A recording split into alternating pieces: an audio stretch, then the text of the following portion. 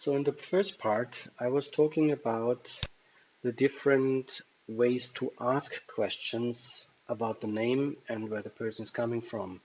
And then I told you, be careful if you address a person formally or not. In this video, I'm going to show you whom to address formally and whom not. So formal is always the best choice, the better choice, the first choice. One reason is, of course, to be polite, not to insult anybody. The second, which is quite a good idea, is that you can use the infinitive of the verb, which is much easier than a conjugated. Here, for example, in non-formal, you would have to use a second person singular. You have to think of it, you have to know it, while the infinitive usually is already known because you learned the verb in its infinitive version. So whom to be formal with? Of course, you're formal with the superiors at work, for example, all doctors, the supervisors, also the admin staff of HR, and also colleagues that you do not know so well, for example, of a different department, be it radiography or surgery, whatever. Other colleagues that you don't know well, you address them formally. Of course, you always address patients formally and their relatives and visitors. This is very important. Never ever call them by first name.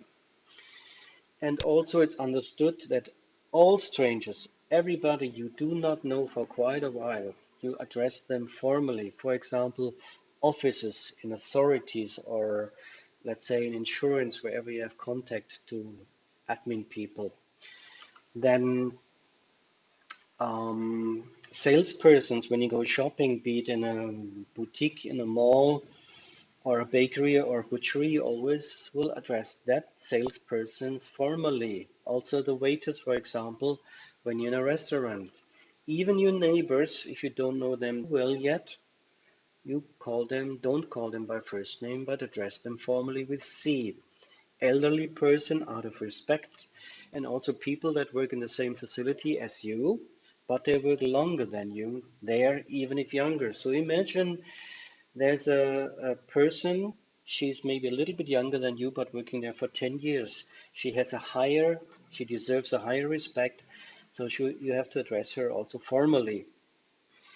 You can be non-formal by calling those persons with du or first name if they're friends of yours, good friends, and certain people that offered you to call them by first name, like colleagues or neighbors. But you do not offer it first. They have to offer you, would you like to call me by first name? Or come on, you don't have to be that formal. You can call me by my first name. Then you can do that, but you do not offer that yourself. You wait for them to do that. For some, it's understood they will do it right away. Some maybe have to gain trust first, but you will never ask them, can I call you by first name? This is really an insult, very impolite. It's also understood that you can call children by their first name, even teenagers, as long as they are below 18 years old.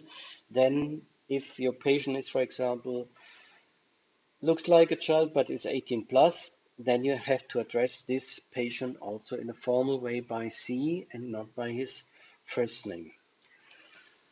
Thank you for watching. See you in my next video.